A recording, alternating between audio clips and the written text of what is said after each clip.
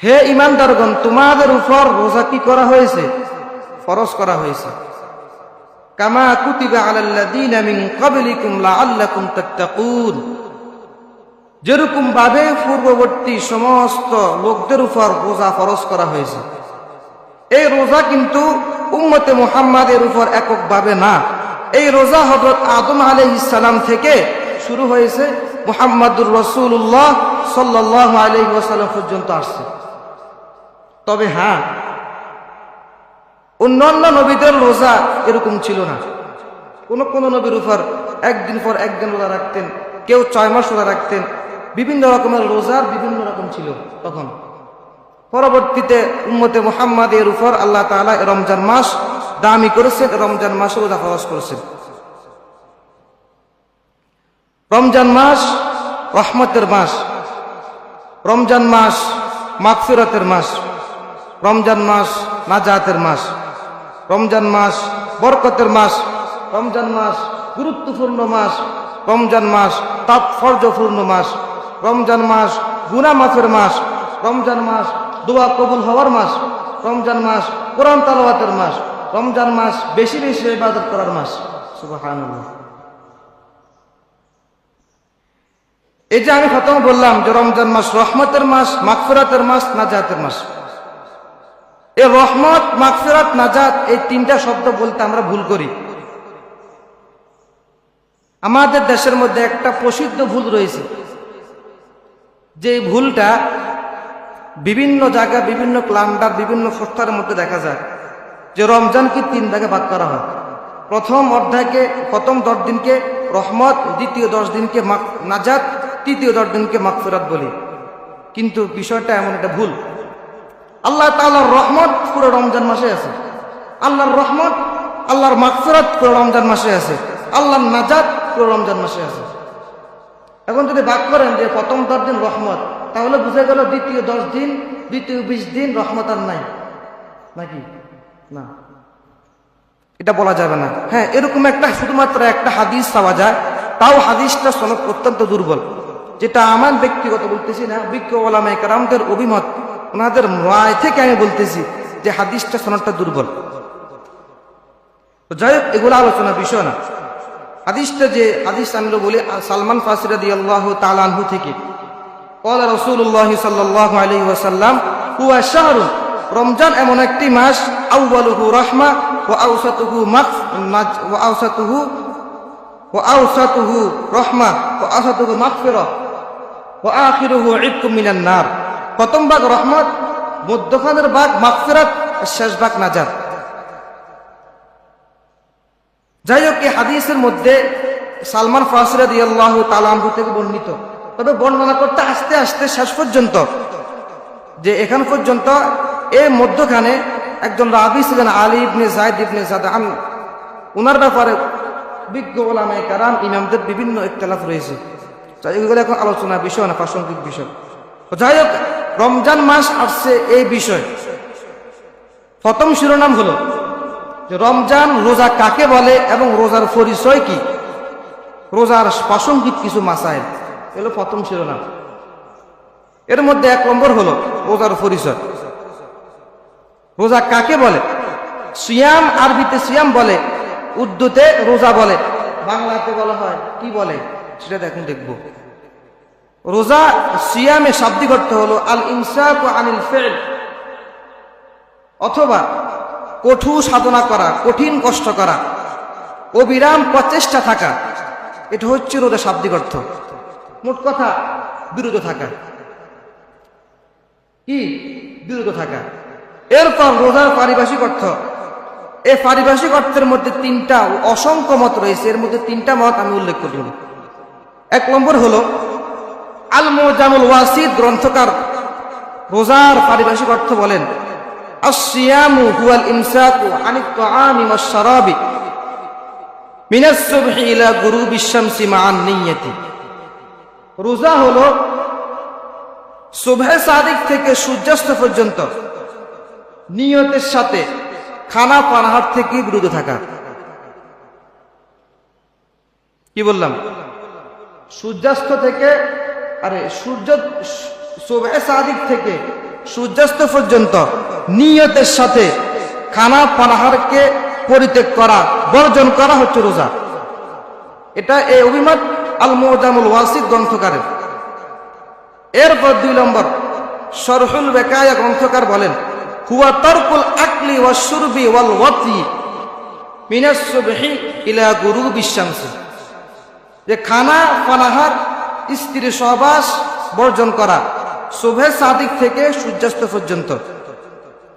এরপর 3 নম্বর, ইমাম আবুল হুসাইন আল কুদুরি রহমতুল্লাহি আলাইহি মুখতাসারুল কুদুরির মধ্যে বলছেন, আসিয়ামু হুয়া তারকুল শুরবি ওয়া তারকুল আকলি ওয়াশ শুরবি ওয়াল জিমাই নাহারান মা'আন নিয়্যতি, যে দিনের বেলা সুবহে সাদিক থেকে সূর্যাস্ত পর্যন্ত খানা পানাহার, স্ত্রী সহবাস থেকে বিরত থাকা। মোট কথা 3টা অভিমত গ্রহণযোগ্য, কিন্তু 3টার মূল মাকসাদ এক। মূল মাকসাদ কি? এক। মূল মাকসাদ হচ্ছে সুবহে সাদিক থেকে সূর্যাস্ত পর্যন্ত খাওয়া যাবে না, পানাহার করা যাবে না এবং স্ত্রী সহবাস করা যাবে না নিয়তের সাথে। দলিল আল্লাহ পাক রব্বুল আলামিন। এরপরে রোজার রুকন, এই গেল প্রথম বিষয়। এরপর দ্বিতীয় বিষয় হচ্ছে রোজার রুকন। রোজার যে বিষয়টা, রোজা, রমজান রোজা কি বলেন, ফরজ নাকি ওয়াজিব?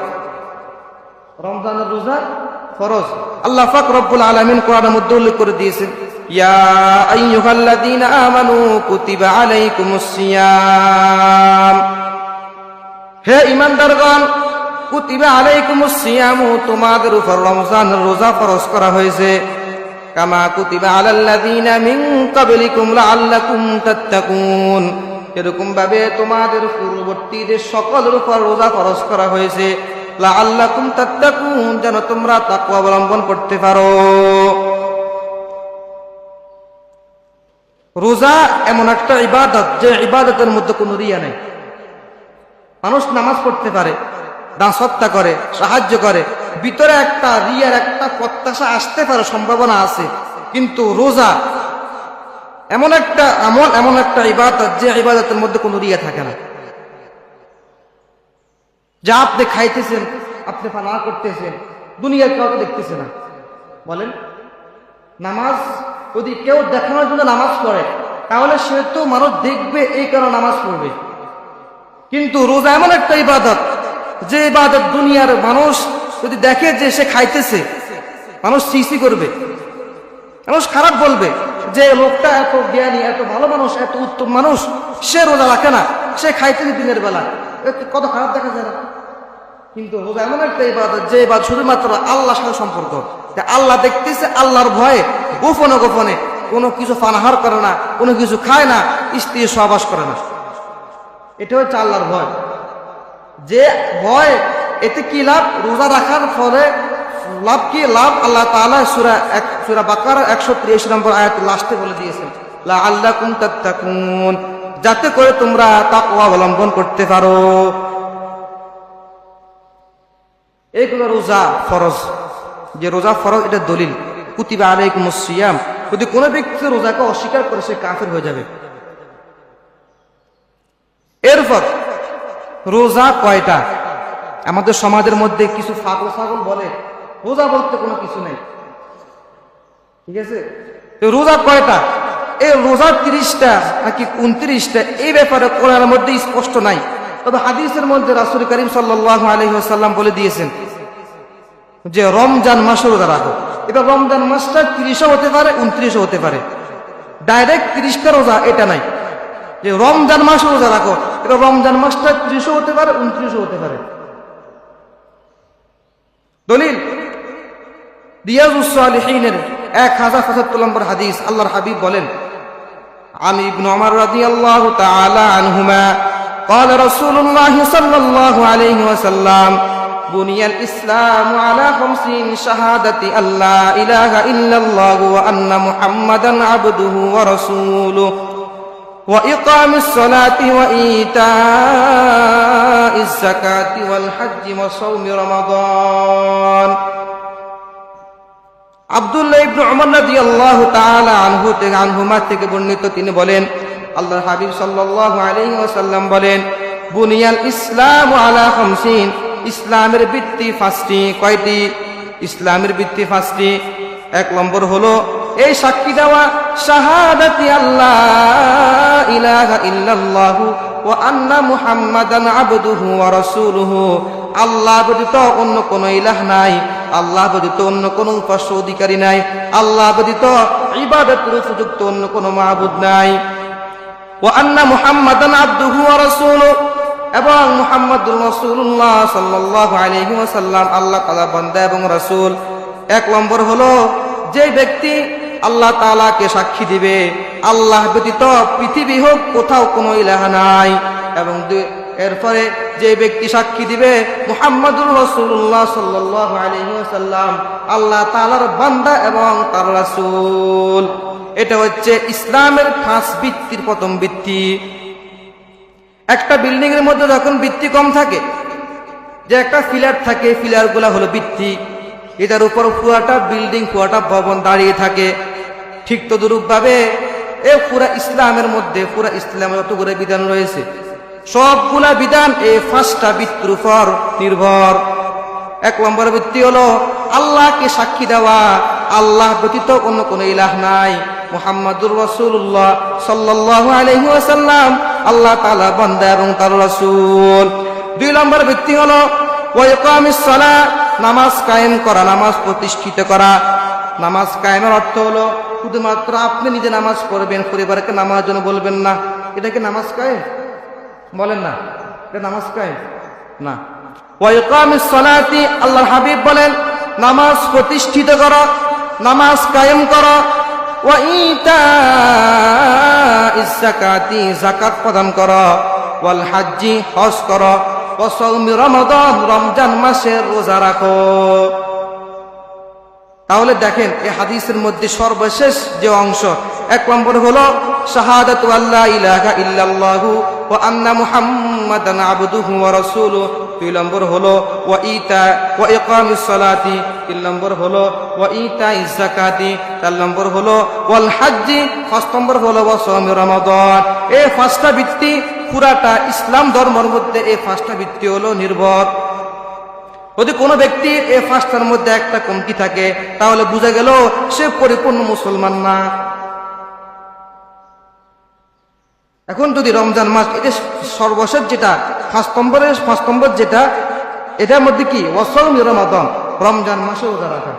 এখন যদি কেউ রমজান মাসে রোজা না রাখে তাহলে সে পরিপূর্ণ ইমানদার হবে, মুসলমান হবে? কেন হবে না? কারণ না হওয়ার কারণ হলো যে ফাউন্ডেশন, যে মূল ভিত্তি, এই মূল ভিত্তি মতো ঘাটতি রয়েছে। নামাজ না পড়ে 5 ওয়াক্ত নামাজ, তাহলে এই 5 ওয়াক্ত নামাজ না পড়ে তাহলে তার মধ্যে ইসলামের ঘাটতি রয়েছে। যাকাত না দেয়, ইসলামের ঘাটতি রয়েছে। হজ না করে সামর্থ্য অনুযায়ী, তাহলে ঘাটতি রয়েছে। এই জন্য সে পরিপূর্ণ ইমানদার না, মুসলমান না। এরপর রোজার নিয়ত। প্রথমত গেল রোজার হুকুম। হুকুমের মধ্যে দলিল কোরআন শরীফের সূরা বাকারা 183 নম্বর আয়াত। এরপরে যে হাদিস শরীফের রিয়াজুস সালিহিনের 1075 নম্বর হাদিস, যেটা যে রমজান মাসে রোজা কয়টা, এর দলিল দিলাম। এরপর বিষয় হচ্ছে রোজার নিয়ত। রোজার নিয়ত বলতে হলে আমাদের কাছে বুঝতে হবে রোজা কয় প্রকার। সাধারণত রোজা 2 প্রকার, ফরজ এবং নফল। তবে ওয়াজিব হয়, কিন্তু কোন ফুকাহায়ে কেরাম, উলামায়ে কেরাম ওয়াজিব আর ফরজকে একত্র করেছেন, যে ফরজ আর ওয়াজিব একটাই। ফরজ রোজা হচ্ছে আবার 2 প্রকার। এর মধ্যে 1 নম্বর প্রকার হচ্ছে যে সমস্ত রোজা নির্দিষ্ট সময়ের সাথে সম্পৃক্ত, যেমন রমজানের রোজা, নির্দিষ্ট মান্যতের রোজা, এগুলো হচ্ছে ফরজ। এরপর যে আরেকটা, সেটা হচ্ছে যে নির্দিষ্ট মান্যতের রোজা না, স্বাভাবিক রোজা, রমজানের কাজা রোজা, যেটা কোনো কারণে দায়িত্বে অর্পিত হয়, কোনো কারণে তার উপর জিম্মে হয়ে যায়, এটা হচ্ছে 2 নম্বর প্রকার। এরপর নফল রোজা কাকে বলে?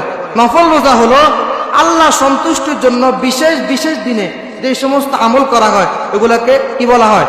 নফল রোজা বলা হয়। তাহলে রোজার নিয়ত, নির্দিষ্ট মান্যতের রোজা এবং রমজানের রোজার নিয়ত রাত্রে থেকে করতে হবে। রাত্রে থেকে দ্বিপ্রহর পর্যন্ত করতে পারবে। এই গেল প্রথম শিরোনাম, যে রমজান রোজা কাকে বলে এবং রোজার প্রাসঙ্গিক কিছু মাসায়েল।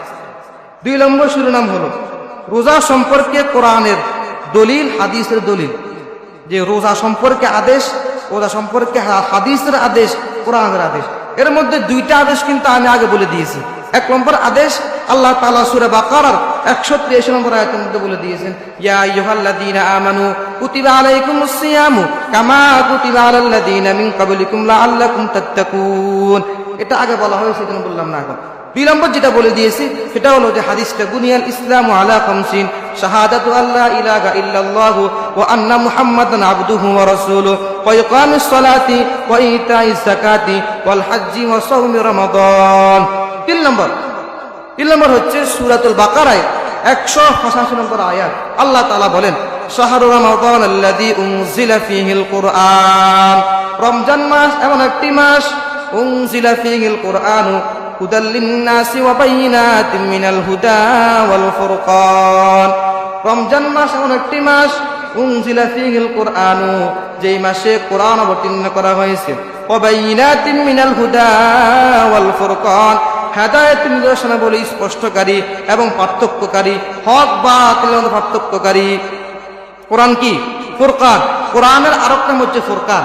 ফুরকান মানে হচ্ছে যে হক এবং বাতিল, মুসলমান এবং কাফের, সত্য এবং অসত্য, মিথ্যা এবং সত্যের মধ্যে পার্থক্যকারী। তাহলে কোরআন আল্লাহ তাআলা নাযিল করেছেন কেন? মুসলমান এবং কাফের মধ্যে পার্থক্য করার জন্য, সত্য এবং মিথ্যার মধ্যে পার্থক্য করার জন্য। এই কোরআনকে এই জন্য একে বলছে ওয়াল ফুরকান, যে কোরআনটা ফীহি উনজিলা ফীহিল কুরআন, যেই মাসে কোরআন নাযিল করা হয়েছে ওই কোরআনের কথা কেন বলতেছে।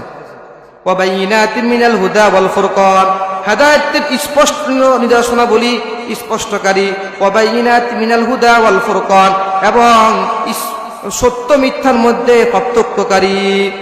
ফামান শাহিদা মিনকুমুশ শাহরা ফালিয়াসুম, তোমাদের মধ্যে যে ব্যক্তি এই মাস পাবে সে যেন এই মাস পুরোটা রোজা রাখে। তাহলে 3 নম্বর দলিল পেয়ে গেলাম যে রমজানের রোজা ফরজ হওয়ার যে আল্লাহ তাআলা আদেশ করেছেন, এর মধ্যে 3 নম্বর দলিল কি পেয়ে গেলাম। এরপর 4 নম্বর দলিল, আল্লাহ তাআলা সূরাতুজ জুমারের 10 নম্বর আয়াতের মধ্যে বলেন, কুল ইয়া ইবাদিয়াল্লাযীনা আমানুত্তাকু রাব্বাকুম। আল্লাহ তাআলা বলেন, কুল ইয়া ইবাদিয়াল্লাযীনা আমানুত্তাকু রাব্বাকুম, হে নবী আপনি বলুন, ইয়া ইবাদিয়াল্লাযীনা আমানু, হে আমার বান্দাগণ, ইত্তাকু রাব্বাকুম, তোমরা তোমাদের রবকে ভয় করো, লিল্লাযীনা আহসানু ফী হাযিহিদ দুনিয়া হাসানা, যারা এই দুনিয়াতে ভালো কাজ করবে তাদের জন্য রয়েছে উত্তম প্রতিদান। কি রয়েছে? উত্তম প্রতিদান। ওয়া আরদুল্লাহি ওয়াসিআ, এবং আল্লাহর জমিন প্রশস্ত। ইন্নামা ইউওয়াফাস সাবিরুনা আজরাহুম বিগাইরি হিসাব, নিশ্চয় ধৈর্যশীলদের জন্য, ধৈর্যশীলদেরকে তাদের প্রতিদান পরিপূর্ণ দেওয়া হবে বিগাইরি হিসাব, হিসাববিহীন। তারা ধৈর্য ধারণ করবে, সবর করবে, ধৈর্য ধারণ করবে, এদের হিসাব কি হবে বলেন? বিগাইরি হিসাব, অগণিত হিসাব, বেহিসাবে তাদেরকে আল্লাহ তাআলা জান্নাত দিয়ে দিবেন, তাদেরকে তাদের আমল প্রতিদান দান করবেন। তাহলে এ রমজান মাস কষ্টের না? বলেন কষ্টের কিনা? সুবহে সাদিক থেকে সূর্যাস্ত পর্যন্ত, সুবহে সাদিক থেকে সূর্যাস্ত পর্যন্ত পুরোটা দিন অনাহা থাকা লাগে, কিছু খাওয়া যায় না, পান করা যায় না। এরপরে রাত্রেবেলা তারাবির নামাজ পড়া লাগে 20 রাকাত। এরপরে অন্যান্য আমল আরো যা আছে অনেক কষ্টের আমল, কিন্তু এই কষ্টের ফলে আল্লাহ পাক রব্বুল আলামিন কিয়ামতের ময়দানে বলতেছেন, আজরাহুম বিগাইরি হিসাব, বিনা হিসাবে তাদেরকে তাদের প্রতিদান দেওয়া হবে। সুবহানাল্লাহ, বিনা হিসাবে, বিনা হিসাবে। বুঝতেছেন? মনোযোগ আছে নি? কি বিনা হিসাবে? যারা ধৈর্য ধারণ করবে, সবর করবে, আল্লাহ পাক রব্বুল আলামিন তাদের আমল নামায়, তাদের যে নেক আমলগুলো রয়েছে তার প্রতিদান দিবেন বিনা হিসাবে। এরপর আল্লাহ পাক আল্লাহর হাবিব সাল্লাল্লাহু আলাইহি ওয়াসাল্লামের হাদিস, রিয়াজুস সালিহিনের 73 নম্বর হাদিস, আল্লাহর হাবিব বলেন, আন আবি উমামা রাদিয়াল্লাহু তাআলা আনহু قال سمعت رسول الله صلى الله عليه وسلم আল্লাহর হাবিব বিশ্বনবী মুহাম্মদ আরবি সাল্লাল্লাহু আলাইহি ওয়াসাল্লাম বলেন, ইয়াখুতুবু ফি হিজ্জাতিল ওয়াদাই, আল্লাহর হাবিব সাল্লাল্লাহু আলাইহি ওয়াসাল্লাম বিদায় হজের ভাষণে বলতেছেন, ফাকালা ইত্তাকুল্লাহ, আল্লাহকে ভয় করো, ওয়াসুমু ওয়াসাল্লু খামসাকুম, 5 ওয়াক্ত নামাজ আদায় করো, 3 নম্বর ওয়াসুমু শাহরাকুম, রমজান মাসে রোজা রাখো, ওয়া আদ্দু যাকাতা আমওয়ালিকুম, 4 নম্বর হলো তোমরা তোমাদের সম্পদে যাকাত আদায় করো, 5 নম্বর হলো ওয়া আতিউ উমারাআকুম, এবং তোমরা তোমাদের আমিরদের অনুগত করো যদি শরীয়ত বিরোধী না হয়। কি বিরোধী না হয়? শরীয়ত বিরোধী না হয়। রাষ্ট্র শাসকদের অনুগত করো যদি শরীয়ত বিরোধী না হয়। আর যদি শরীয়ত বিরোধী হয় তাহলে এই আদেশ কখনো মানা যাবে না। ঠিক আছে? এরপর আল্লাহ হাবিব বলতেছেন, তাদখুলু জান্নাতা রাব্বাকুম, তাহলে আল্লাহ পাক রব্বুল আলামিন তোমাদেরকে তোমাদের জান্নাতে প্রবেশ করাইবেন। সুবহানাল্লাহ। এই হাদিসটা কিন্তু আমি গত সপ্তাহে আলোচনা করেছিলাম যে 5টা বিষয় আল্লাহর হাবিব বিদায় হজের ভাষণে উমামা রাদিয়াল্লাহু আবু উমামা রাদিয়াল্লাহু তাআলা থেকে বর্ণিত, তিনি বলতেছেন যে তিনি শুনতেছেন সামিআতু রাসূলুল্লাহ সাল্লাল্লাহু আলাইহি ওয়াসাল্লাম ইয়াকতুবু ফি হিজ্জাতিল ওয়াদা, বিদায় হজের ভাষণে আল্লাহ হাবিব এই 5টি উপদেশ দিয়েছেন। 1 নম্বর বলেন, 1 নম্বর কি? ইত্তাকুল্লাহ, আল্লাহকে ভয় করা। 2 নম্বর ওয়াসাল্লু খামসাকুম, 5 ওয়াক্ত নামাজ আদায় করা। 3 নম্বর ওয়াসুমু শাহরাকুম, রমজান মাস রোজা রাখা। 4 নম্বর ওয়া আদ্দু যাকাতা আমওয়ালিকুম, সম্পদ যাকাত আদায় করা। 5 নম্বর ওয়া আতিউ উমারাআকুম, এবং তোমরা তোমাদের শাসকদের অনুগত করো যদি তারা শরীয়ত বিরোধী না হয়। কি লাভ? তাদখুলু জান্নাতা রাব্বাকুম, তাহলে আল্লাহ পাক রব্বুল আলামিন তোমাদেরকে তোমাদের জান্নাতে প্রবেশ করাইবেন। সুবহানাল্লাহ। এটা রাসূলের ওয়াদা। যদি কোনো ব্যক্তি 5টা কাজ করতে পারে তাহলে তাকে আল্লাহ তার জান্নাতে প্রবেশ করাইবেন। এর মধ্যে কিন্তু 3টা কিন্তু ইসলামের ভিত্তি 5টার মধ্যে চলে গেছে। এই গেল রমজানের যে আদেশ, কোরআন এবং হাদিসের আরো আদেশ রয়েছে, এর মধ্যে এই কয়েকটা উল্লেখযোগ্য উল্লেখ করলাম। এরপর 3য় নম্বর শিরোনাম রমজান রোজার ফজিলত। আল্লাহর হাবিব সাল্লাল্লাহু আলাইহি ওয়াসাল্লাম বলতেছেন, আন আবি হুরায়রা রাদিয়াল্লাহু তাআলা আনহু قال قال رسول الله صلى الله عليه وسلم اذا دخل شهر رمضان فتحت ابواب الجنه وفي روايه ফুতিহাত আবওয়াবুস সামা। আবু হুরায়রা রাদিয়াল্লাহু তাআলা আনহু বর্ণনা করেন, আল্লাহর হাবিব সাল্লাল্লাহু আলাইহি ওয়াসাল্লাম বলেন, ইদা দাখালা শাহর রমাদান, যখন রমজান মাস আসে, তখন কি রমজান মাস আসে, যখন রমজান মাস আসে, ফুতিহাত আবওয়াবুস সামা, আসমানের দরজা খুলে দেওয়া হয়, আসমান দরজা খুলে দেওয়া হয়। ওয়া ফি রাওয়ায়াতিন ওয়া ফুতিহাত আবওয়াবুল জান্নাহ, জান্নাতের দরজা খুলে দেওয়া হয়। ওয়াগুল্লিকাতিন, এবং জাহান্নামের দরজাকে বন্ধ করে দেওয়া হয়। সুবহানাল্লাহ। রমজান মাস আসলে কি হয়? জান্নাতের দরজাকে খুলে দেওয়া হয়, জাহান্নামের দরজা বন্ধ করে দেওয়া হয়। দেখছেন, রমজান মাস কবরবাসীরা কিন্তু রমজান মাসের জন্য পাগল। আর আমরা রমজান মাস পাইয়া কি করি? রমজান মাস গাফলতি করি। যদি সারা বছর যদি গুনাহ করতে থাকি তাহলে গজব তো আসবে। এই রমজান মাস আসছে, একবার ঠিকমতে 5 ওয়াক্ত নামাজ আদায় করি, তারাবির নামাজ 20 টাকা করতে পারি। প্রথম দিন যে পুরে মুসল্লি হয়েছে, কোনো মুসল্লি না এখন, তাহলে কেন কি করেন? হ্যাঁ, এত কষ্ট করে আল্লাহ তাআলা রোজা রাখতেছেন পুরাটা দিন, এরপর রাত্রেবেলা সামান্য কিছু আমল করতে পারেন না। অত্যন্ত দুঃখজনক বিষয়। দুনিয়াতে সুখ শান্তির বহু ব্যবস্থা রয়েছে, কিন্তু রমজান মাসটা সুখ শান্তির না, এটা কষ্টের। এই কষ্টের জন্যই তো ইন্নামা ইউওয়াফাস সাবিরুনা আজরাহুম বিগাইরি হিসাব। কষ্ট আছে তো আল্লাহ তাআলা বলতেছেন যে তাদেরকে বিগাইরি হিসাব, বিনা হিসাবে তাদেরকে প্রতিদান দেওয়া হবে। এরপরে ওই যে প্রথম তো বললাম লাআল্লাকুম তাত্তাকুন, পুরাটা মাস নামাজ পড়ি নাই, 5 ওয়াক্ত নামাজ পড়ি নাই। আল্লাহ তাআলা হতে পারে রমজান মাসের উসিলায় আমাকে কবুল করতে পারে, মুত্তাকি বানিয়ে দিতে পারে আমাকে। এই জন্য রমজান মাসে একটু আমরা নামাজ আদায় করি। তাই হাদিসে এক শুরু হয়ে গেছে ইদা ইদা দাখালা শাহরু রমাদান ফুতিহাত আবওয়াবুস সামা ওয়া ফুতিহাত ওয়া ফি রাওয়ায়াতিন ওয়া ফুতিহাত আবওয়াবুল জান্নাহ। যখন রমজান মাস আসে তখন জান্নাতের দরজা খুলে দেওয়া হয়, এরপরে জাহান্নামের দরজা বন্ধ করে দেওয়া হয়। ওয়াসুসিয়াতিশ শায়াতিন, শয়তানকে বন্দী করা হয়। এখন বলবেন যে শয়তানকে যদি বন্দী করা হয় তাহলে আমরা কেন গুনাহ করতেছি? জি না, আপনি গুনাহ করতেছেন, আপনার অভ্যাস আগ থেকে খারাপ, এই কারণে গুনাহ করতেছেন। রমজানের যে গুনাহটা হইতেছে এটা অভ্যাসগত গুনাহ। এটা কি গুনাহ? অভ্যাসগত গুনাহ। এটা কোন রমজানের শয়তান ধোঁকা, আমাদেরকে শয়তান দায়িত্ব দিয়ে গেছেন। শয়তান জানে যে শয়তানকে রমজান মাসে শৃঙ্খলা বৃদ্ধি করা হবে, এই কারণে শয়তান কিছু কিছু মানুষকে তার দায়িত্ব দিয়ে যায়। এদেরকে বলা হবে মানুষ শয়তান, যে শয়তান তার দায়িত্ব তাদেরকে দিয়ে দেয়। না হয় আল্লাহর 12 মাস আল্লাহ তাআলা দান করেছেন এত সুন্দরভাবে, 5 ওয়াক্ত নামাজ, রোজা, তারপরে আল্লাহর বিধিবিধান পালন করতে কোনো অসুবিধা নাই। এরপরও নামাজে গাফলতি, তারাবির গাফলতি কেন হয়?